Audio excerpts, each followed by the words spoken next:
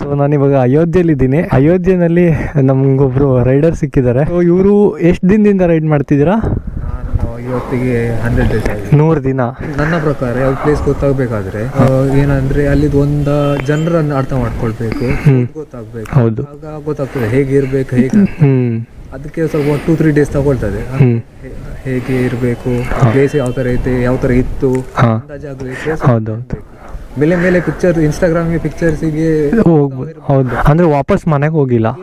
100 ದಿನ ಕಂಪ್ಲೀಟ್ ಬೈಕಲ್ಲೇ ಇದೆ. ಇದು ಟ್ರಿಪಲ್ಲಿ ನನಗೆ ಫುಲ್ ರಾಮಾಯಣ ಗೊತ್ತಾಯಿತು. ಎಲ್ಲಿ ರಾಮ ಎಲ್ಲ ಇದ್ರು. ಇದಕ್ಕಿಂತ ಮುಂಚೆ ನಾ ಎಲ್ಲಿದ್ದೆ, ಕಾಶಿಯಲ್ಲಿದ್ದೆ. ಅದಕ್ಕಿಂತ ಮುಂಚೆ ಓರ್ಚಾ ಅಂತ ಇತ್ತು, ಒಂದು ಮಧ್ಯಪ್ರದೇಶದಲ್ಲಿ ಪ್ಲೇಸ್ ಇದೆ. ಅಲ್ಲಿ ರಾಮನನ್ನು ಹೇಗೆ ನೋಡ್ತಾರೆ ಅಂದರೆ ಕಿಂಗ್ ಥರ ನೋಡ್ತಾರೆ. ಸಂಜೆ ಆರತಿ ಆಗ್ತದೆ. ಆರತಿ ಮುಂಚೆ ಅವರಿಗೆ ಇದು ಕೊಡ್ತಾರೆ, ಗ್ರ್ಯಾಂಡ್ ಸಲ್ಯೂಟ್ ಎಲ್ಲ ಮಾಡ್ತಾರೆ. December 25ಗೆ ಮದುವೆ ಪ್ರೋಗ್ರಾಮ್ ರಾಮನ.